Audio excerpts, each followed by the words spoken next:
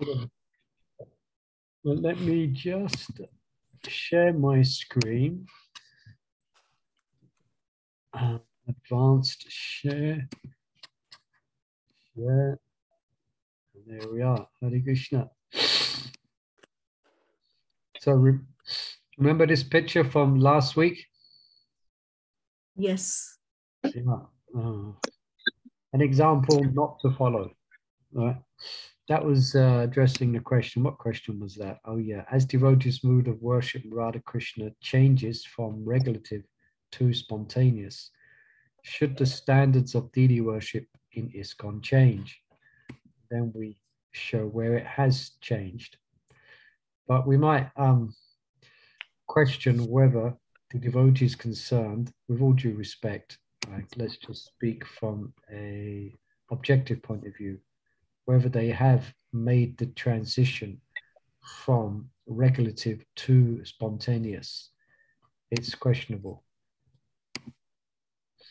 So this is so-called spontaneous devotion manifest in deity worship, which is not correct. Yeah, it's not Prabhupada's mood of devotion that he expected in worshipping deities.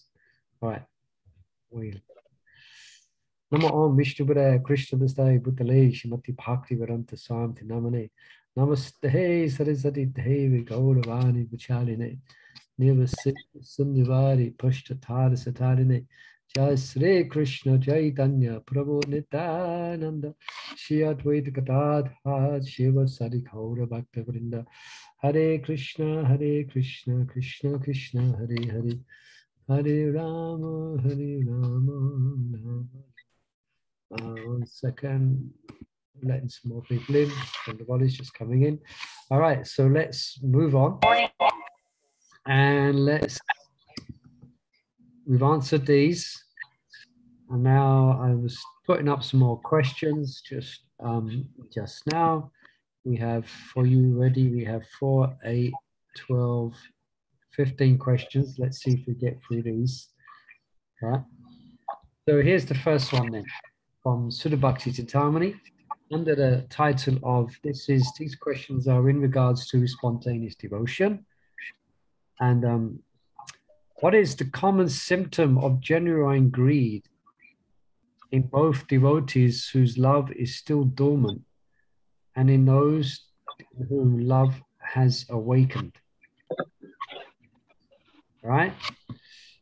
So there's a common, so there is this, what it's implying here in the question is that there is a common symptom which is shared by devotees where this greed hasn't manifested in its full sense of the term, and in those who has it, in whom it has awakened, they share a common characteristic. And they would want to serve Krishna. Service. Service, yeah. Service, okay. Correct. Correct. Progress. Try again. 2 people. They're anything that's not they're not. It's not favorable if it's anything that's not connected or with Krishna. They desire, they desire with Krishna. Yeah, your voice is a bit coming in and out. I don't know if that's someone else. Can everyone else hear that disturbance? Yeah. Yes, Babu. Okay. No, I don't know where it's coming from you. Let me just check, let me do the muting. Or perhaps those who yeah, if you can keep your microphones on mute, and if you want to say something, and then you unmute, okay? It just makes the room a bit quieter.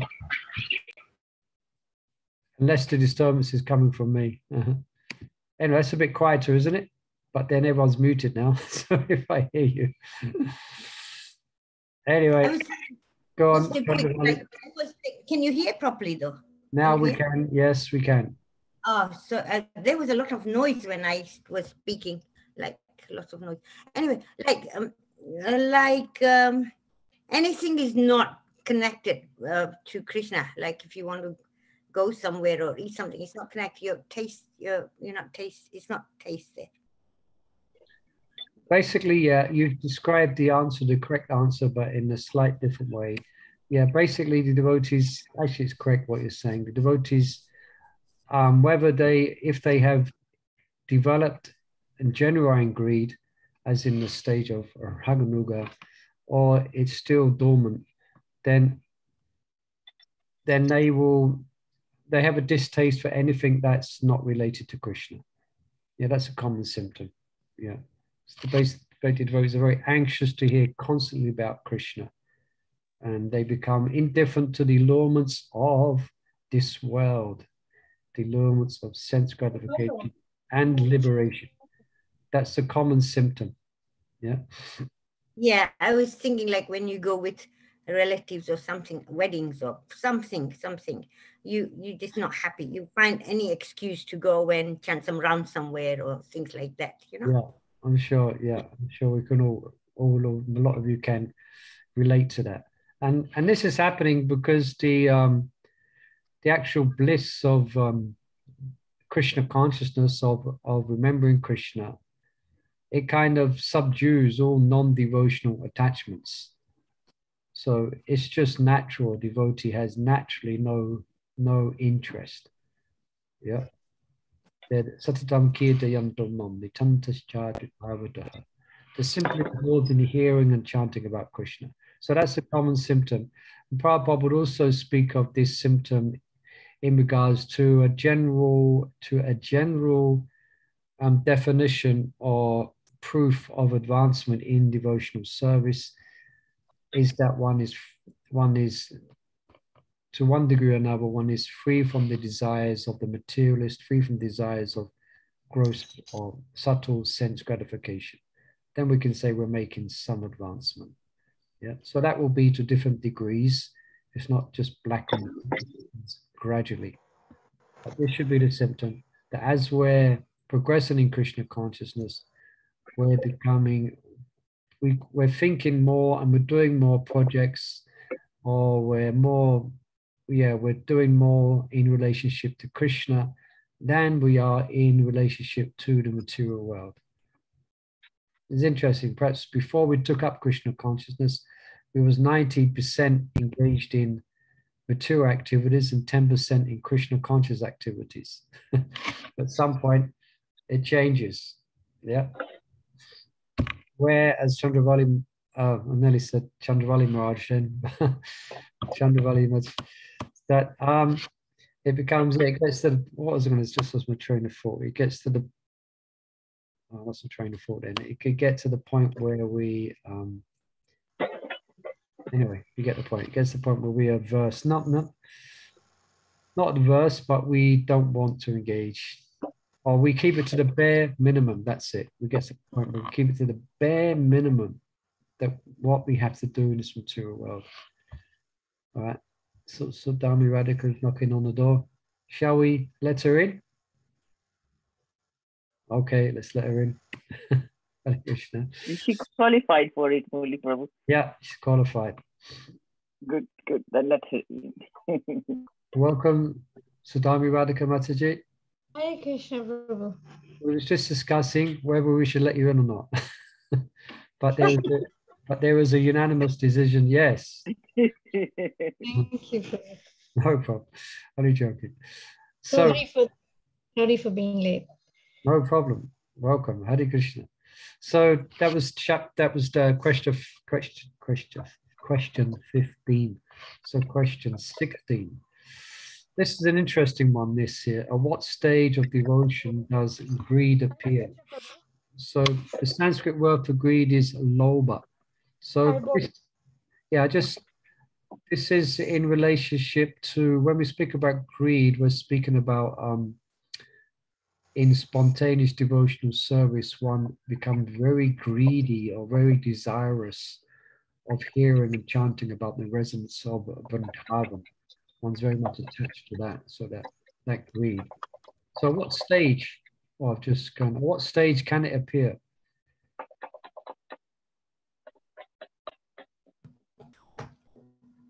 you know, think of the stages from Shraddha to Prema. Were you kind of performing devotional service, but you, that's your life. You're kind of doing it all the time, you know? Not like in the beginning you doing and you're also doing material things, but then you get to a point when you, this is what I want to do. And you start doing your services So and you kind of. what stage? So, yeah, are you referring to Shraddha? Are you referring to Bhakti? Referring to Nishta? Referring to I think it might be ruchi. When you have taste, then you get greedy. yes, so Lavangalatika's mentioning that this greed will appear. I can hear myself speaking back to myself. I don't know what's happening there. If someone's got two, sometimes that happens if someone's got, that happens sometimes if someone's got two devices that they're using. Sounds like, Yes, like a lot of noise. Not guilty, not guilty. A lot of noise, yes. sounds like a mice that goes somewhere chewing away. Anyway, let's continue. So Mother Lavangalattika is saying at the stage of ruchi, then genuine greed appears. Anybody else?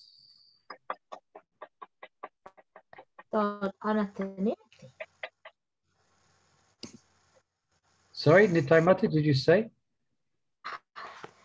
I thought anarthanirti. Okay, so yeah, so Mother Nitaimata is mentioning anarthanivritti as the stage that genuine greed appears.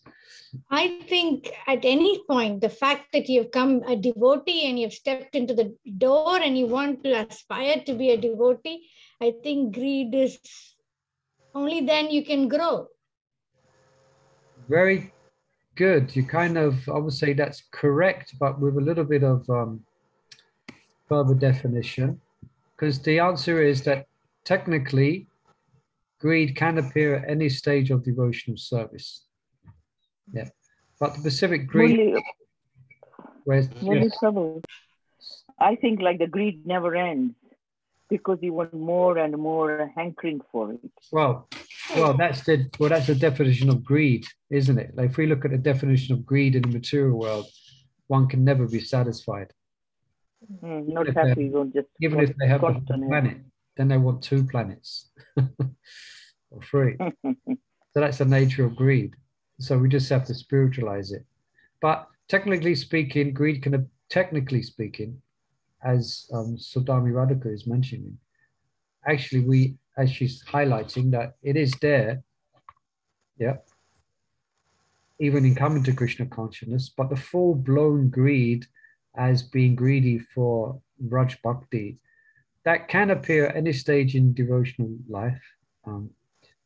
Just mentioned here, Maharaj mentions that Bharat Maharaj, he came to Bhava, ecstatic devotion, by his devotional practices. And then, as you know, he was forced to take the body of a deer. Yeah. But then his previous determination manifests in the body of a deer. So this is where greed appears from a previous birth. So it can appear from a previous birth, from advanced association, and it can, even in the beginning stages, although this is in exceptional cases, it can appear even in the formative stages of Krishna consciousness. So the general answer here is that it can appear, but technically it's going to appear, especially it's going to appear also, someone said, isn't it, at the stage past anartha-nivritti. Yeah. All right. Is that clear, that one? Yeah. Yeah. So basically at any stage, right? Technically, yes, but generally it's going to appear definitely after Nishta. Okay. Yeah.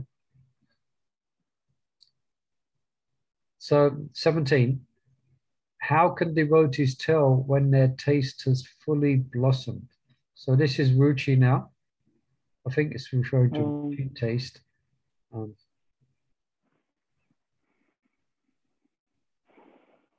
Oh yeah. would they then go into like their own sadhana? They want to, you know, have your, their practice. You know, at one point you're in that example, how that, what was the name of that devotee Maharaj said? He then goes into seclusion and wants to do more devotional service himself internally. Well, that's maybe specific to the devotee. That's called a stage of Nam Bhajan, and that may not be practiced in all cases. Like Prabhupada definitely didn't do that, to Nam Bhajan. He carried on the preaching mission.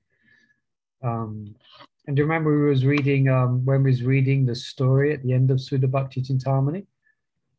That's what I was thinking here. Yeah, but it's interesting that they reached stages of perfection, and then the question was, should he stay in Mayapur after reaching this very high advanced stages of having Siddha Deha revelation, beginnings of Bhava?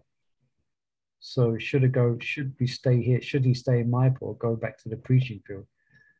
And remember, we asked the question, what's he going to do? And most of you said he's going to stay in Mayapur. But he didn't. He went back to the preaching field. Anyway, that's a different subject. But this question here, how can devotees tell whether their taste has fully blossomed? Now, this is a similar answer to the first one, actually. When their material desires and taste that's similar. Yeah, gone, and they're just fully into Krishna consciousness, and they think of Krishna all the time. Yeah, that's in a very loving mood. That's ruchi, where it's the attachment is very great. The stage of ruchi is very great, and they don't have any attachment to anything material, dwindles to insignificance. Yeah. So that naturally it curtails their attraction for any enjoyments found in this world. So they've got such a strong, and then that ruchi, generally that's going to lead to a shakti. Yeah, where one's spiritualized senses automatically become attracted to Krishna, seemingly effortlessly. We have to make great effort to fix our mind upon Krishna, isn't it? Every time we chant japa.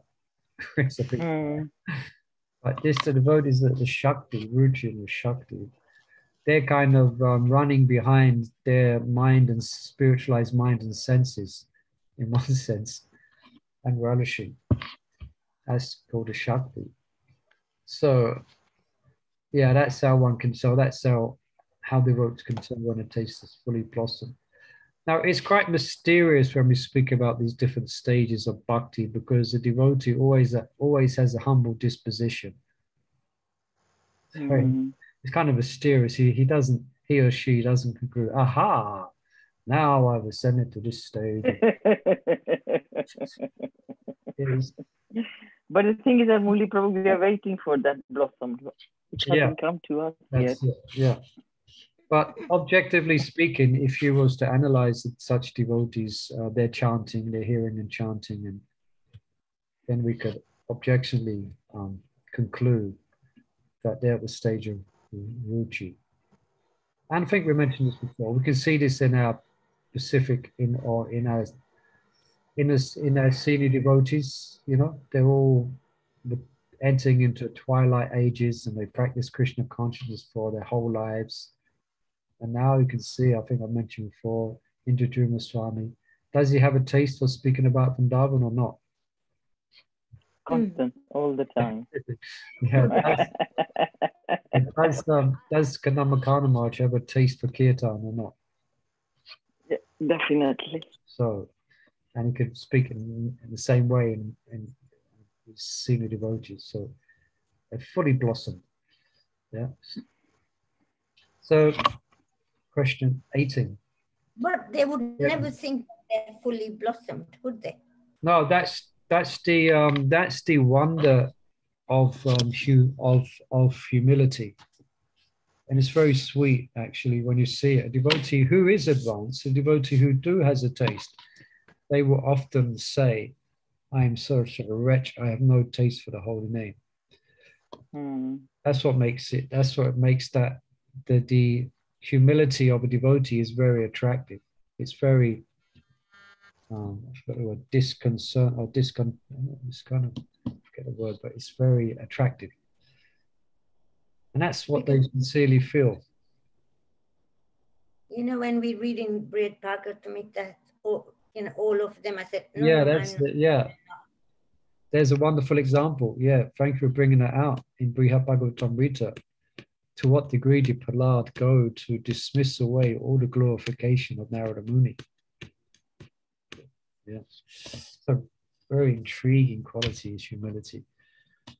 So number 18, Mother Chandravali has kind of touched on this a little bit. What are practical examples of careful transitions from stages of steadiness to the stage of taste? Yeah, so nishta to ruchi. What are practical, what, in other words, what can or what will devotees do in making that transition?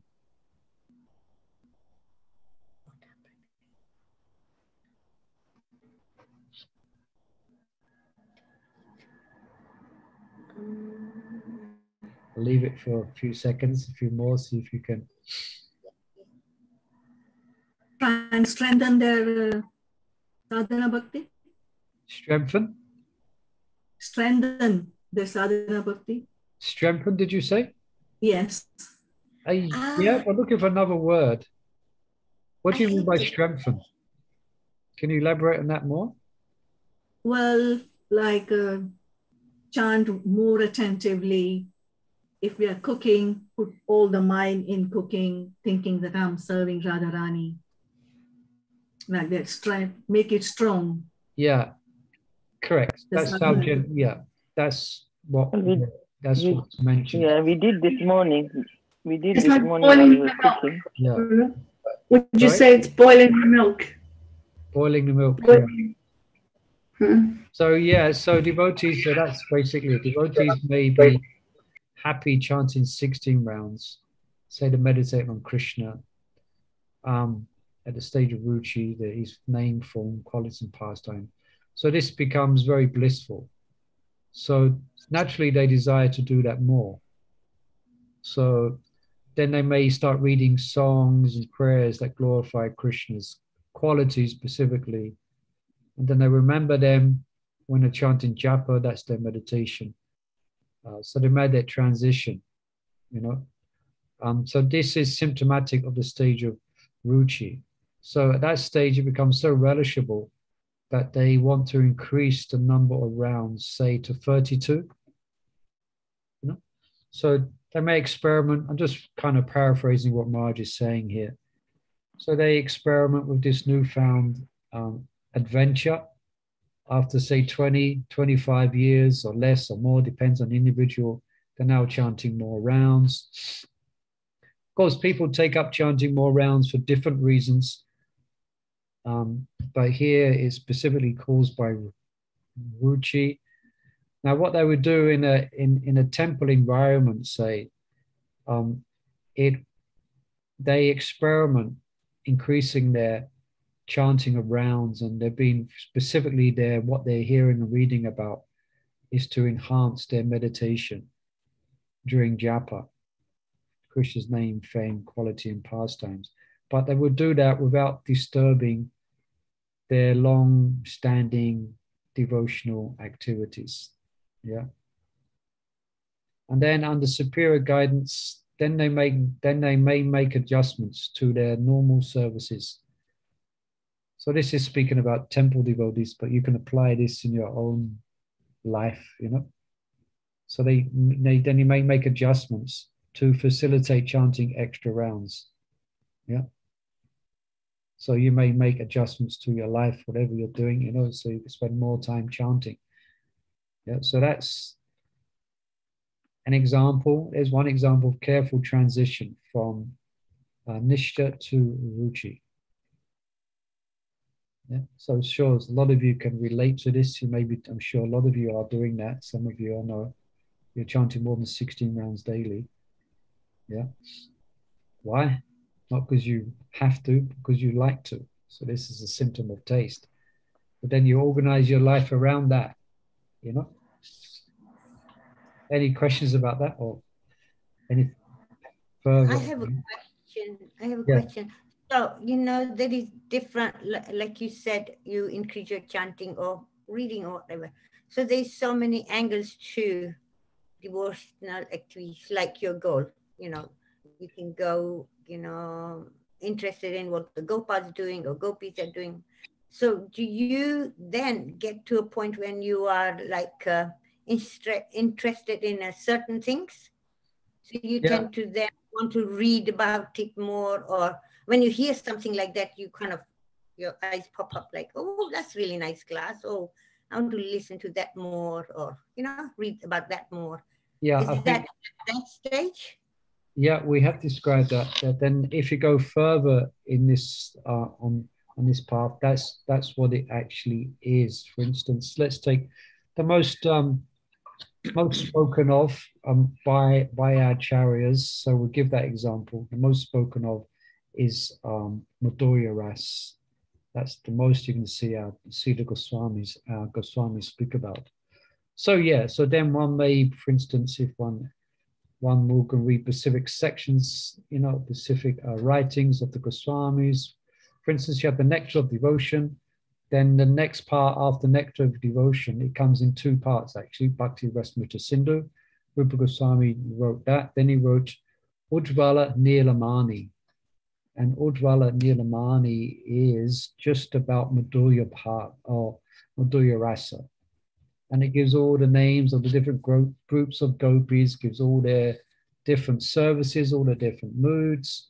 So, for example, one will read with, under guidance, one may read to be more,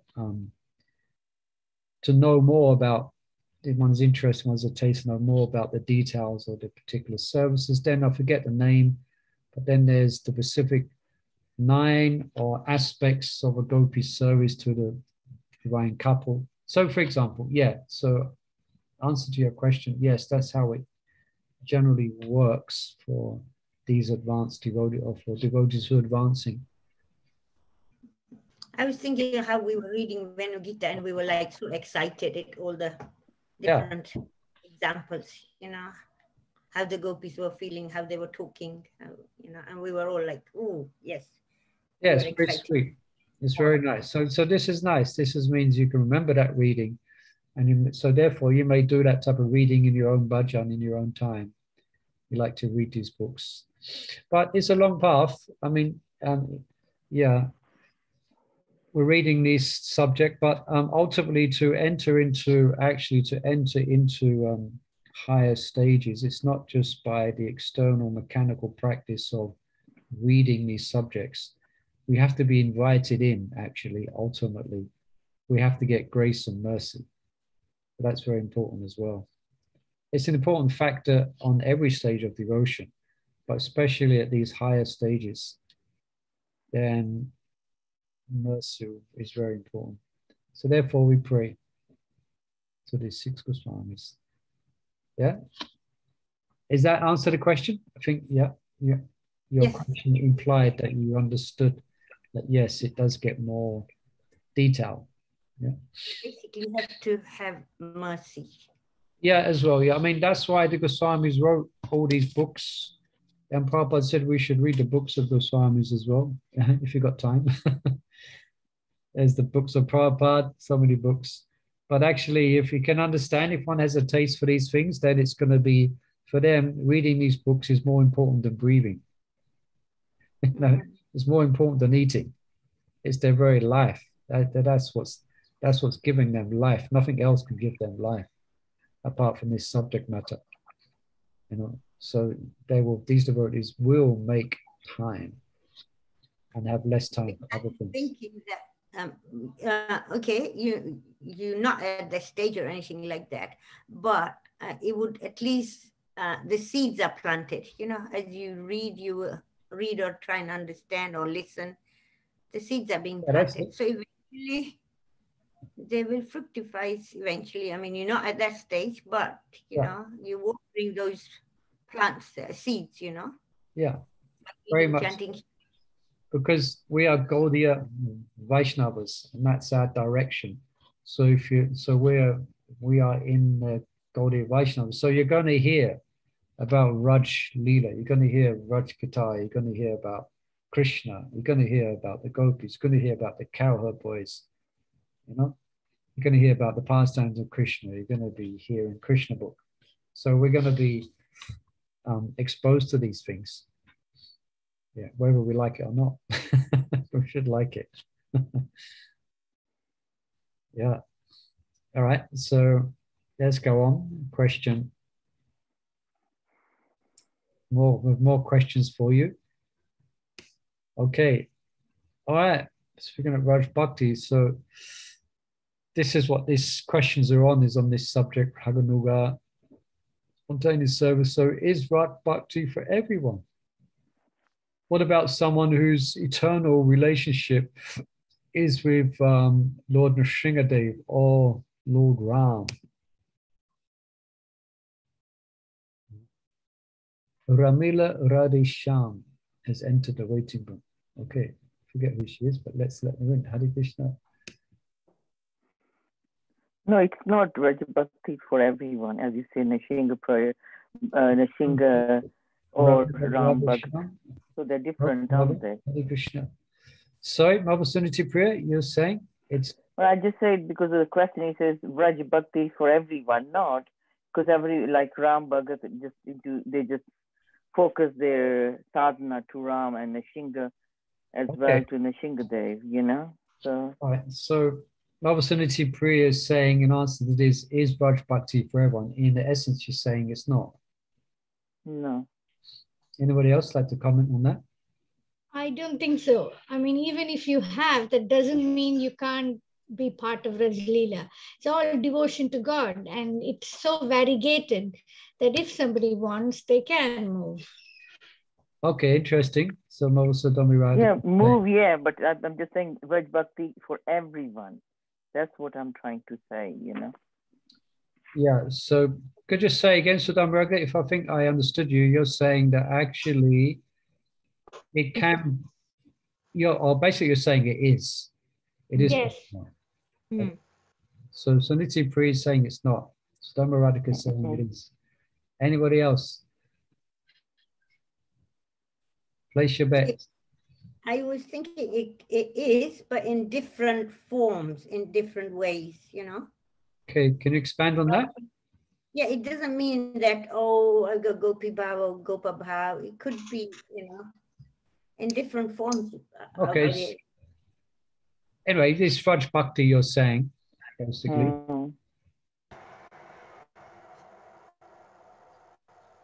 Okay, shall I give the answer that Raj?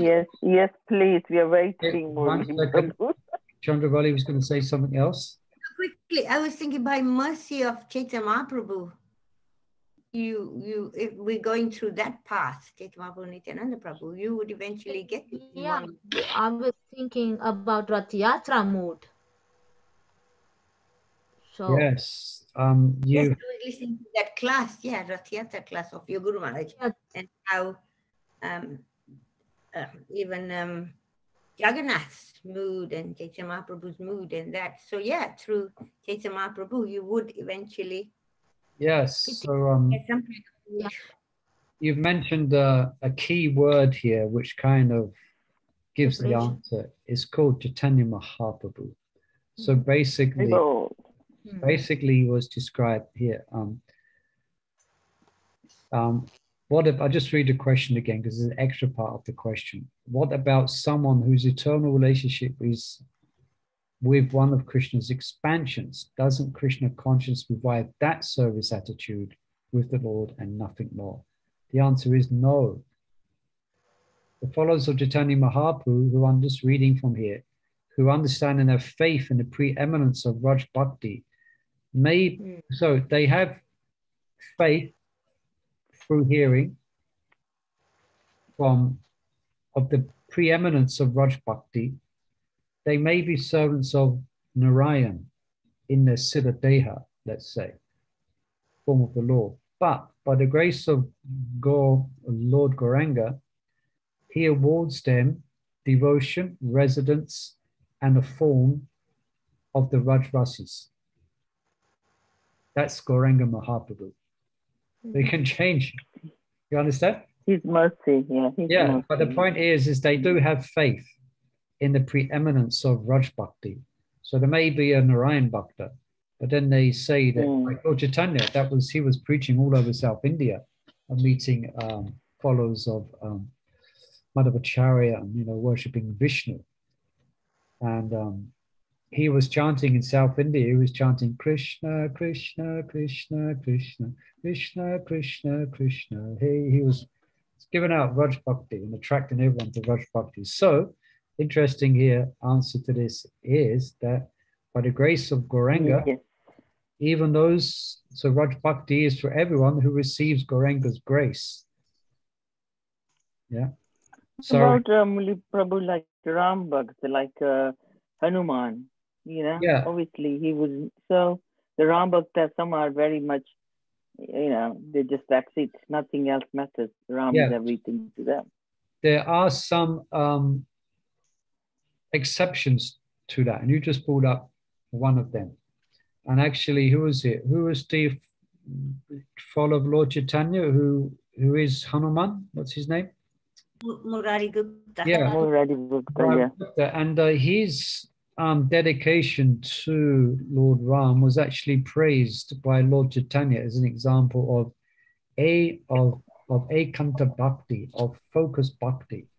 So that there's an exception. So, in other words, if someone's firm devotion is in a Vaikuntha form of Krishna, then their destination will accord with their desires, as Maharaj mentions. Yeah. Let me just, so like if here, I just read here again. If despite ISKCON's directing its members to Krishna and Vrindavan, some devotees like Murari Gupta, I'll just put that in, remain firmly attached to another destination, then surely Lord Chaitanya will fulfill their desire in that regard. So that is an exception rather than the rule. Yes. The rule is that generally those who hear of Gauranga Mahaprabhu and consequently Vrindavan, and they understand its preeminence, especially in regards to its sweetness, then although they may be, their siddha is worship, or they may be worshippers of Vishnu, then they get one-way ticket to Raj. That's Gauranga Mahaprabhu. That's what he's come to give. He's come to give that. What's it? Anapita chiram churit kruna avatiyana kalau. That verse explains this, All right, so well done for those who got that question. Is Vraja Bhakti for everyone? Interesting question. It is, by the grace of Lord Chaitanya Mahaprabhu. But there are some exceptions. Right? Should we go on? Go on. Now, Chaitanya Mahaprabhu showed his form to Murari Gupta. Okay, I am Ram as well. You can carry on worshipping me as Lord Ram. But it should be understood that that was an exception. Yeah. And it shows the principle of one-pointed attention, focus. That's why he's glorified like that. Yeah, I mean, how can in one sense, you can't imagine Hanuman desiring to be a gopi. He's so fixed on Ram, it is, you can't imagine. Well, I guess if you met Lord Chaitanya Mahaprabhu, who's to know? But generally, we understand. Yeah, how can you convince Hanuman to stop worshipping Ram? Very difficult. So, question 20. If a person's eternal relationship is with one of Krishna's expansion. Doesn't Krishna consciousness revive only that particular service attitude? So similar to the question we just asked, we just spoke about.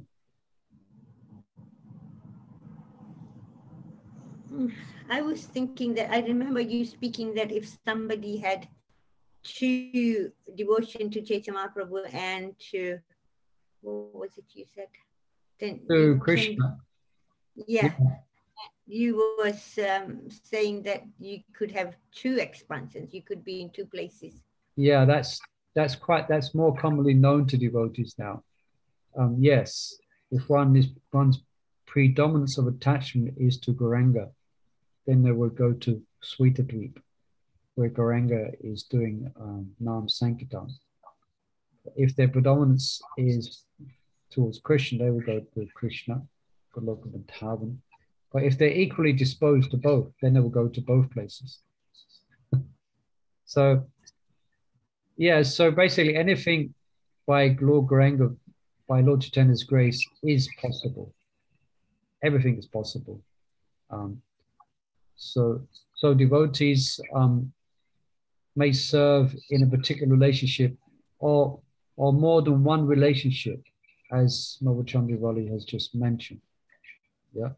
So they may simultaneously serve in Raj and also multiple destinations. And I haven't put all the examples here, but Maharaj gives many different examples of devotees who have multi-forms and serving Krishna in different ways. There's one example here, for instance, in Raj, Lord Balaram serves Krishna in a conjugal relationship. How does he do that? How's Lord Balaram? Well, he takes on the form of Radharani's younger sister. So there's 10 points available to anyone who can tell us the name of Radharani's younger sister. Ananga Manjari. Yes, correct. Did you already know, Chandravali? Have you got the notebook there? You know that she's in the Pastimes. Yeah. So Ananga Manjari, she's actually an expansion of Lord Balaram, as well as Krishna's elder brother. So let me get it. So Ananga Manjari is Radharani's younger sister, and she is also Lord Balaram. So yeah, just remember, here in this material world, we're operating on a very, very small amount of dimensions here. Everything's very restricted here as far as the dimensions and the possibilities here in the material world. But in the spiritual world, there is no impediment. It's unlimited dimensions. Yeah.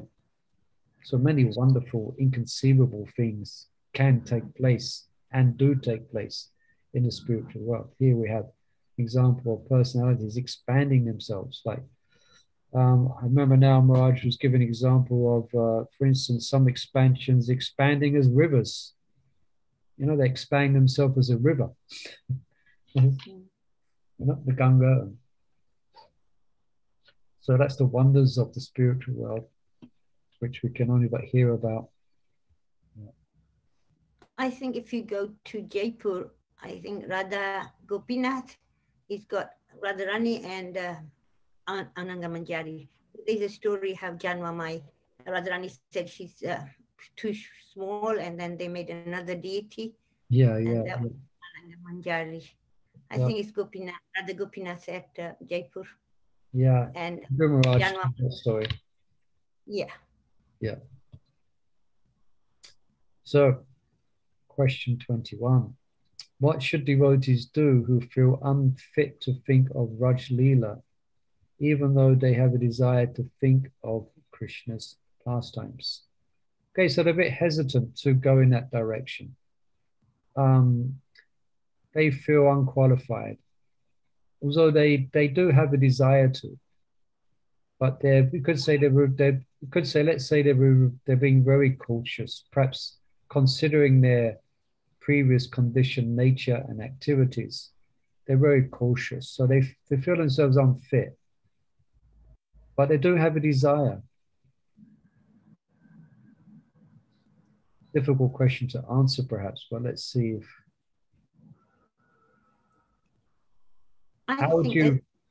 What would you say to such a devotee who comes to you, say, and says, "Oh, I'm hearing about the residents of Vrindavan, but I'm so fallen. I really want to, but I don't think I'm qualified."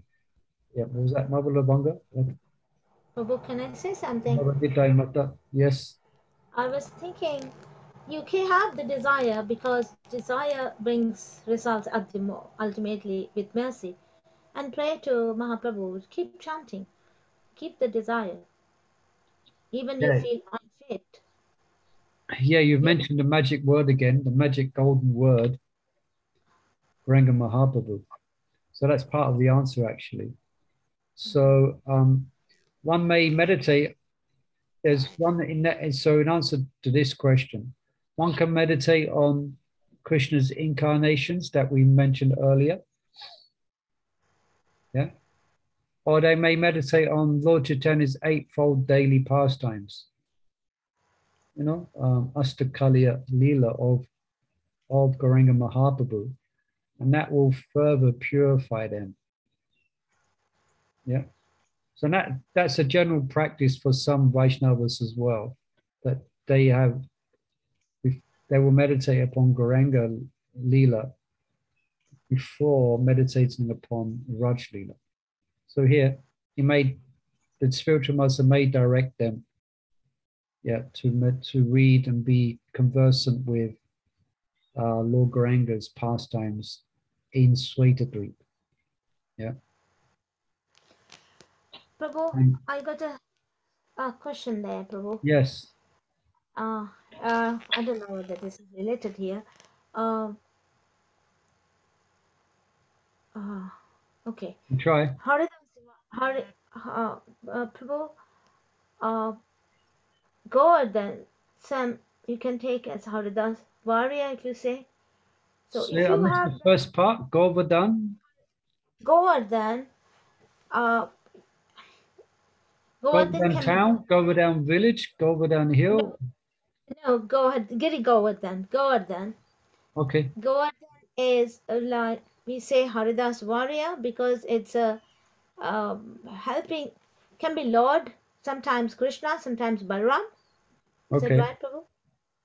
So, so if you get that mood of Haridas Varya, so that means servitor there. That means Rita? Servitorship. Servitorship. Haridas Shivaya. Yeah, now that for those who don't know, Haridas Shivaya means the best of the Lord's devotees.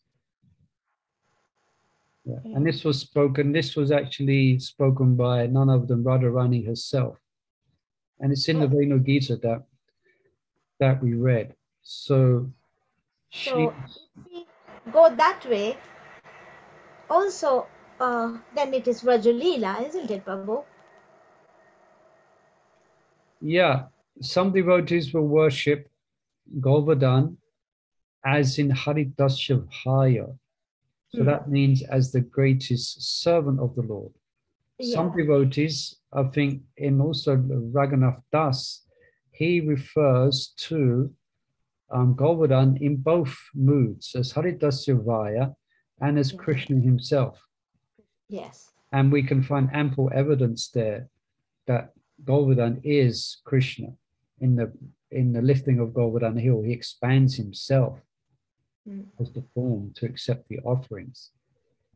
But we will follow. Prabhupada he mentions in Krishna book and he mentions that we worship, generally the worship of Govardhan is done, we worship Govardhan as Krishna. That is Prabhupada's direction, specifically, as Krishna. But he can be worshipped also as a great devotee of Krishna. It's quite a subject. I mean, Madhavananda, he's written a whole magazine on this, and his mood is to worship Govardhan. His mood is to worship Govardhan as being non-different from Krishna, as being But Krishna he's himself. about saying Haridas. I've got that right. Actually, no, it's the other way around. Sorry. He worships as Haridas Bhaya. And he quotes Yes. different, and he quotes different acharyas, and he can't go higher than Radharani. She said that. But Prabhupada says you can also worship him as Krishna. So Prabhu, my question again. So if you think like that, then you are going in Vraja Leela. Is that right, Prabhu? Well, if you're actually thinking like that and it's the real thing, yes. But just because, like, for instance, we worship in our temple, we worship Govardhan. And in the worship that we offer Govardhan, parts of it relate to Krishna as Govardhan as Krishna, and parts of it relate to Govardhan as Haridas Bhaya. So, Prabhu, what did you say? Parts of it? Parts of our worship, for instance, we give Krishna a flute, we give Govardhan a flute and a peacock feather. So what does that mean? It means it's Krishna. Krishna, yeah. Yeah, so that's what Prabhupada directed. So like, so what I'm trying to say is, what I'm trying to say, sorry, we're going a bit deviation, everyone, in this question. We'll get back. But no, it's to do with Vraja Bhakti, I guess. But just because you're worshipping, like we worship, like many devotees worship Govardhan in our temple because we have Govardhan Shila there. It doesn't mean that everyone who worships Govardhan is on the path of Raganuga Bhakti. It doesn't automatically mean that.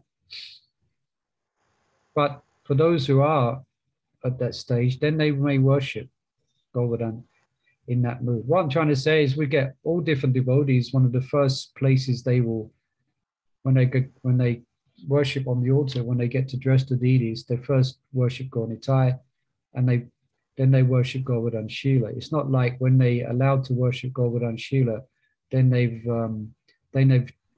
transcended the realm of sadhana and they're now Raganuga Bhaktas. It's not like if I can tell who's worshipping Shila.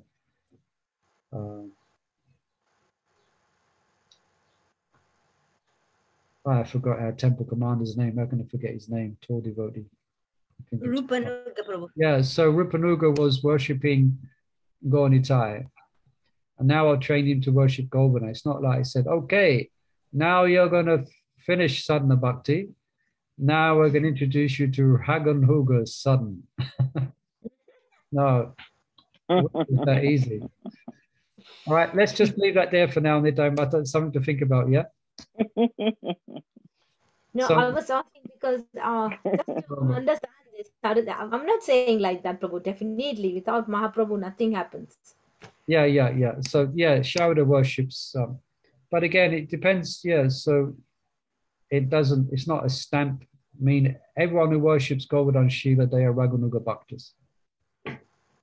They may be, but they may not be. Next time I'm going to Vrindavan and bring a Govardhan Shila. No. Yeah.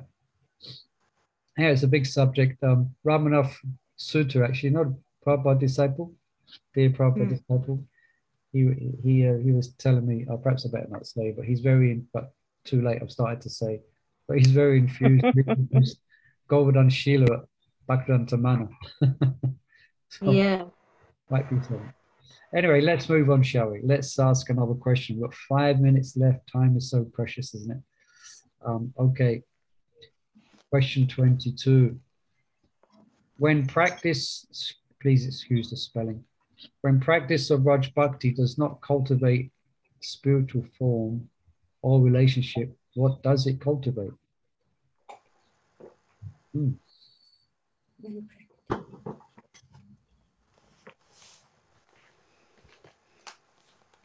Mundane, material, like ritualistic thing, and you just carry on doing the ritual like Smarta Brahmana. You carry on doing the ritual. It's not giving you... Yeah, I mean, I mean, I understand what you're saying. I think it would have been better. I'm just looking better if I had given more context to this question, because it's perhaps to actually.